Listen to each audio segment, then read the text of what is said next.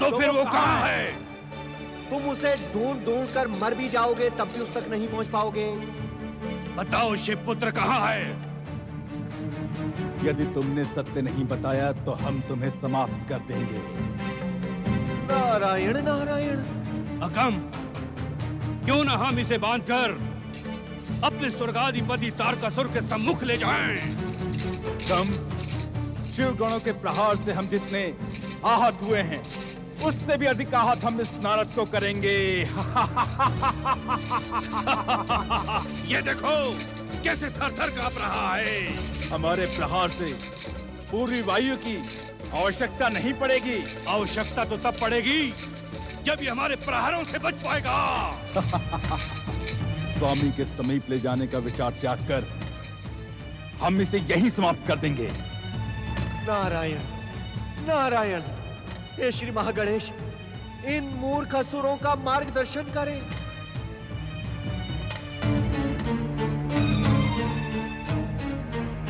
सावधान असुरों, उधर देखो। शिवगढ़ तुम्हें खोजते खोजते इधर ही आ रहे हैं।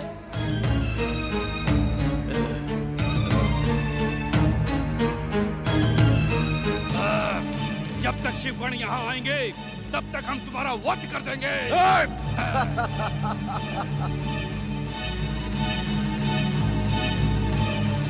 जीवित रहने के इच्छुक हो तो बताओ कहाँ है शिवपुत्र? नारायण नारायण। भाई असुरो, यदि मैंने तुम्हें बता भी दिया तब भी तुम उस तक नहीं पहुंच पाओगे। देखा, अपने ही प्रहार से एक और बार आहत हो गए तुम दोनों। शिवपुत्र नक्षत्र लोक में है। नारायण नारायण। नक्षत्र लोक? ये नक्षत्र लोक कहाँ है? कहाँ गए शिवगण? ये सब क्या माया है? रक्षा करो स्वर्गाधिपति तारकासुर, रक्षा करो। ये रहस्य हमें अपने स्वर्गाधिपति तारकासुर को बताना ही होगा।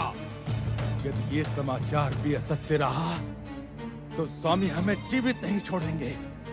यदि ये समाचार सत्य भी हुआ तो भी हमारे स्वामी हमें जीवित नहीं छोड़ेंगे। क्या? अत्याचारी तारकासुर के भय से कंप व अकंप दोनों ही असुर चिंतित हो उठे और भय से थरथर कांपते हुए महाबलशाली स्वर्गाधिपति तारकासुर तक नारद द्वारा दी गई सूचना पहुंचाने स्वर्ग की ओर प्रस्थान करते हैं। दूसरी ओर इन बातों से अनभिज्ञ महाबली तारकासुर के जीवन का आज एक नया अध्याय प्रारंभ होने जा रहा है। अपनी माता एवं पितामही की आज्ञा पर असुर तारकासुर ने राक्षसी शांभुकी से विवाह कर लिया। विवाह के पश्चात सुसज्जित वातावरण में नववधू शांभुकी लज्जा से सिमटी हुई बैठी है।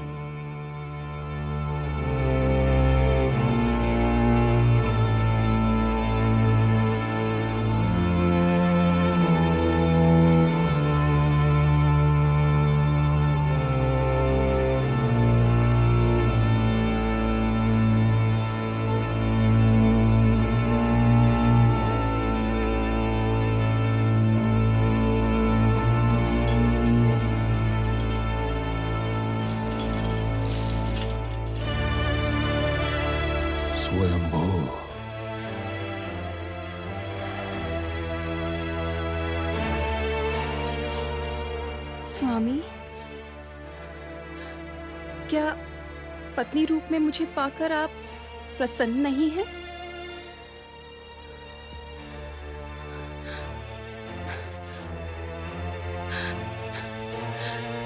जिस महाबलशाली महापराक्रमी तारकासुर को पाने के लिए मैंने महाहट किया था, वे आप नहीं हैं। अर्थात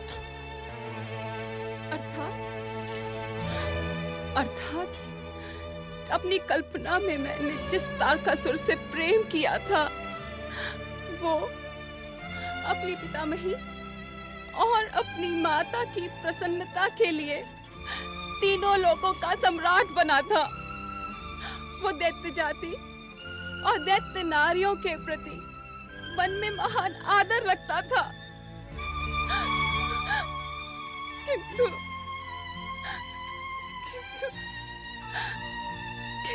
आप तो कब से मेरी उपेक्षा ही किए जा रहे हैं। नहीं नहीं नहीं नहीं शामुकी, मैं तुम्हारी उपेक्षा नहीं कर रहा हूं। मैंने तो अपनी माता, अब माता बनने वाली हो। मुझे इसकी चिंता नहीं कि तुम मेरे पुत्रों की माता कब बनोगी। अर्थात महाबली तारकासुर के जीवन में मेरा स्थान उनकी पत्नी का नहीं, अपितु मात्र उनके पुत्रों को जन्म देने वाली माता का है।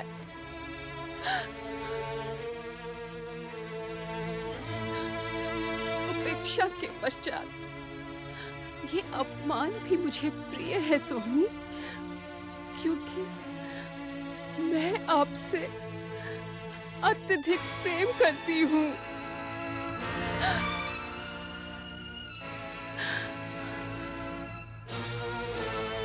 यदि आप अन्यथा ना लें, तो क्या मैं आपसे एक प्रश्न पूछ सकती हूँ?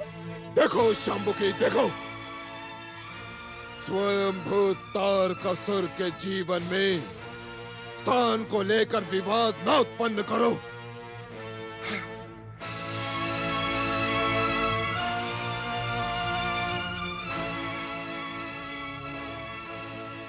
तुम एक नहीं अनेक प्रश्न पूछ सकती हो। पूछो, क्या पूछती हो? क्या मैं जान सकती हूँ कि तीनों लोकों के स्वामी इतने अधिक चिंतित, व्यथित और उद्विग्न क्यों हैं? अवश्य, मेरी चिंता का कारण तुम्हें पता होना चाहिए शामुकी। क्या कारण है आपकी चिंता का स्वामी? शामुकी, शामुकी, शिव पुत्र जन्म ले चुका है। सुना तुमने? शिव पुत्र जन्म ले चुका है।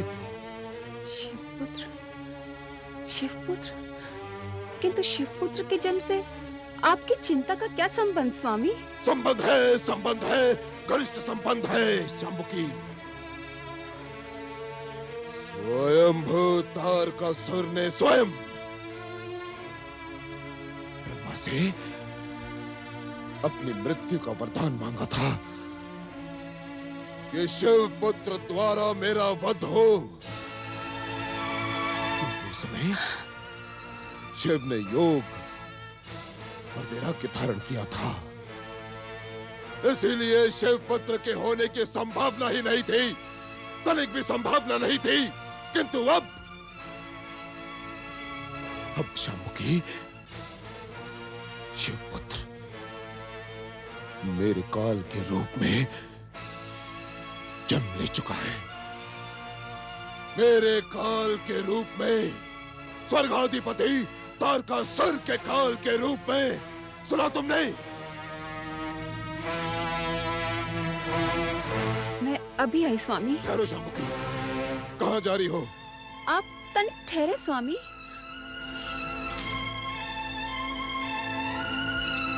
स्वयंभू, स्वयंभू,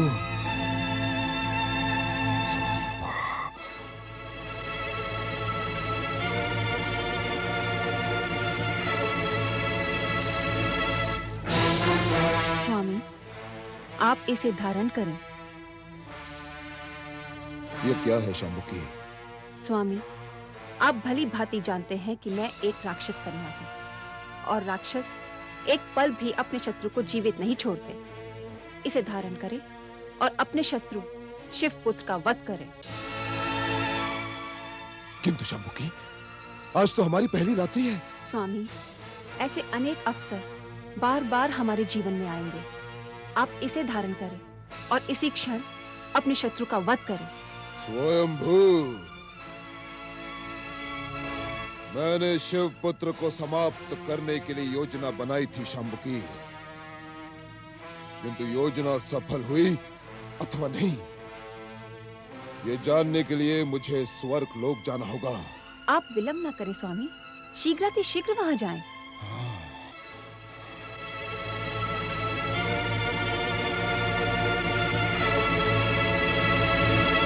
स्वयंभू, स्वयंभू स्वयंभू।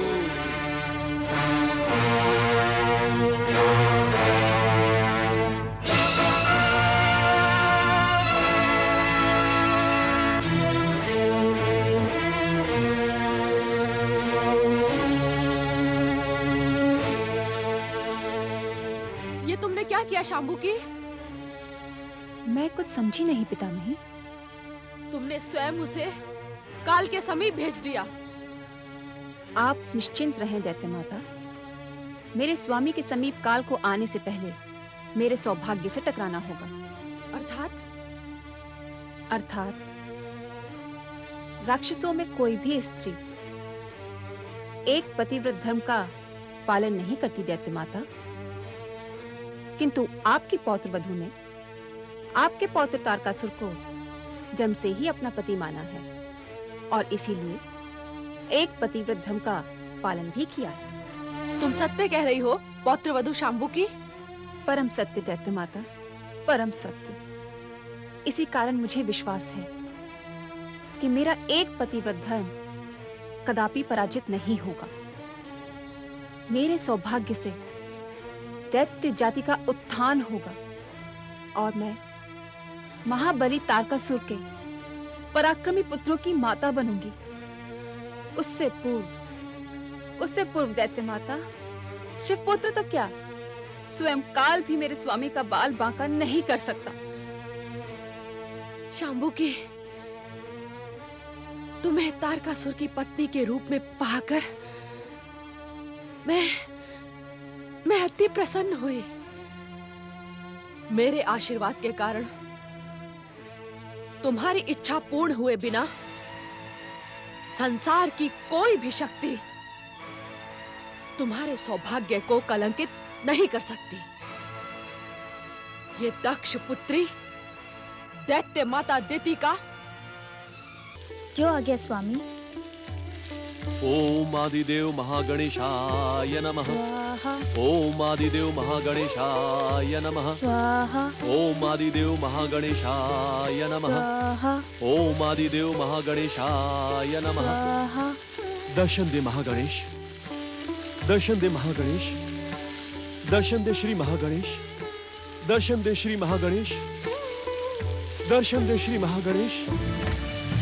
हे विश्व को वरदान देने वाले, हे जीव मात्र पर कृपा करने वाले श्री महागणेश, हे विनय के आभूषण विनायक, हे परम देव श्री महागणेश, हमारे महागणेश यज्ञ को सफल सिद्ध करने के लिए आप हमें परम पावन दर्शन देकर धन्य करें प्रभु। दर्शन दे श्री महागणेश, दर्शन दे श्री महागणेश, दर्शन दे श्री महागणेश, दर्शन दे श्री महागणेश, दर्शन दे श्री महागणेश। कृपा करें श्री महागणेश, हे भक्तवत्सल दर्शन दे, दर्शन दे श्री महागणेश, दर्शन दे प्रभु, दर्शन दे, दर्शन दे श्री महागणेश, श्री महागणेश दर्शन दे, दर्शन दे श्री महागणेश।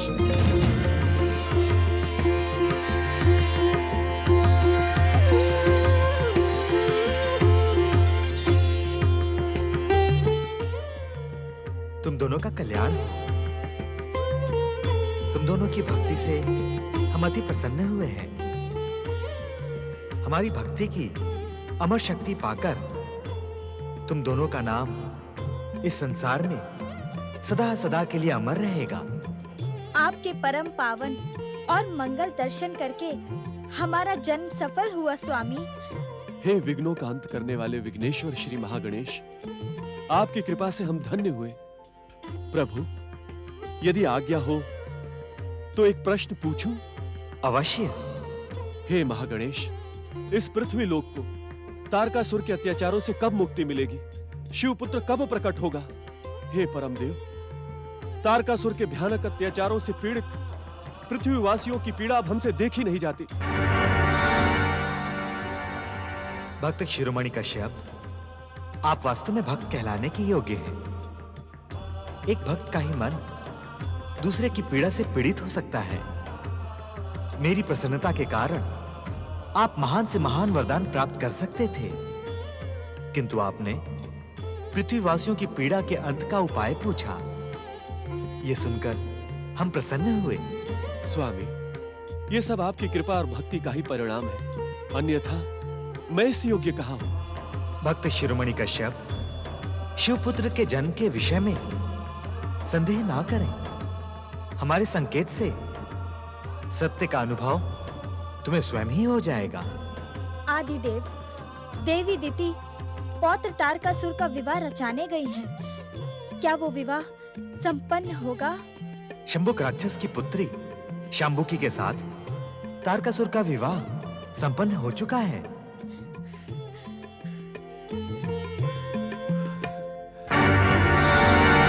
एक पतिव्रत धर्म का पालन करने वाली शाम्बुकी इस संसार की पहली राक्षसनी होगी।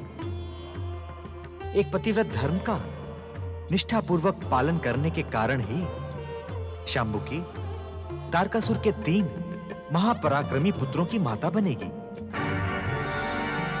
सर्वेश्वर, इसका अर्थ यह हुआ कि संसार को कई युगों तक दैत्यों के अत्याचारों से पीड़ित होना होगा। भक्त श्रेष्ठ कश्यप, जिस प्रकार तारकासुर का वध शिवपुत्र द्वारा होगा, उसी प्रकार तारकासुर के पुत्रों का वध स्वयं शिवजी करेंगे। तारकासुर के पश्चात दैत्य जाति का चरमोत्कर्ष इस शिखर तक कदापि नहीं पहुंचेगा।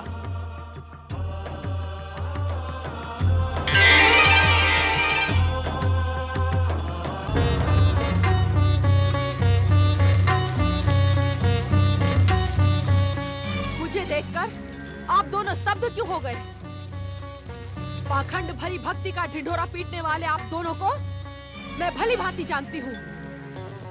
दिति पुत्रों का अंत और दैत्य जाति के सर्वनाश के अतिरिक्त आपका कोई अन्य उद्देश्य ही नहीं है। दिति, तुम हर बात का अर्थ अपने से क्यों जोड़ लेती हो? क्योंकि आपकी हर बात किसी न किसी रूप में मुझसे और दैत्य जाति से जुड़ी होती है। सत्य क्यों नहीं कहते कि आप दैत्य जाति के सर्वनाश की प्रार्थना करते हैं? हमारी प्रार्थना का उद्देश्य मात्र संसार और संसार वासियों का कल्याण है। आपका ये उद्देश्य तभी पूर्ण हो सकता है जब दैत्य जाति का सर्वनाश हो जाए। दैत्य माता के संबोधन से प्रसन्न होने वाली दिति, तुम दैत्य वीरों को परामर्श क्यों नहीं देती कि सर्वनाश के स्थान पर कल्याण करें, अशुभ के स्थान पर शुभ का प्रतीक बने, दुष्कर्म के स्थान पर सत्कर्म करें। जिस दिन राक्षस, दैत्य और असुर धर्म के मार्ग पर चल पड़ेंगे, उस दिन उन्हें देवत्व की प्राप्ति होगी, वो पूजनीय बन जाएंगे। किंतु उस दिन तुम्हारे महागणेश की पूजा कौन करेगा? असुरों को पूजनीय पद की प्राप्ति महागणेश की भक्ति से ही प्राप्त